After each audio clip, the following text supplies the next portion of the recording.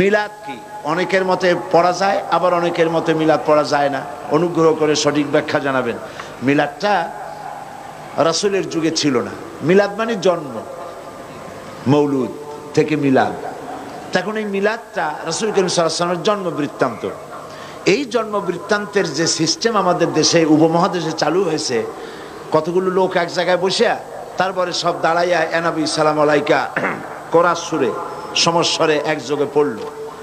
এইটা রাসূলের যুগে ছিল না, এটা সাহাবায়ে কেরামের যুগে ছিল না, এটা তাবিঈনদের যুগে ছিল না, এটা তাবিঈনদের যুগে ছিল না।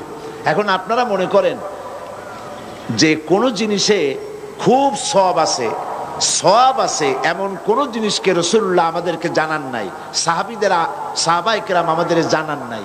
আপনারা কি এই ধরনের বিশ্বাস করবেন? এরকম বিশ্বাস করবেন? যাতে সওয়াব আছে রাসূলুল্লাহ সব আমাদের জানাইছেন, সাহাবায়ে কেরাম আমাদের সব জানাইছেন। তো মিলাদে যদি সওয়াব থাকবে তো রাসূলুল্লাহ বললেন না কেন? সাহাবীদের চাইতে আমরা কি বেশি রাসূলুল্লাহকে ভালোবাসতে পারবো? জবাব দেন, পারবো? তো যদি এইটা রাসূলুল্লাহর ভালোবাসার কারণে হয়, তাহলে সাহাবীরা কেন মিলাদ পড়েন নাই?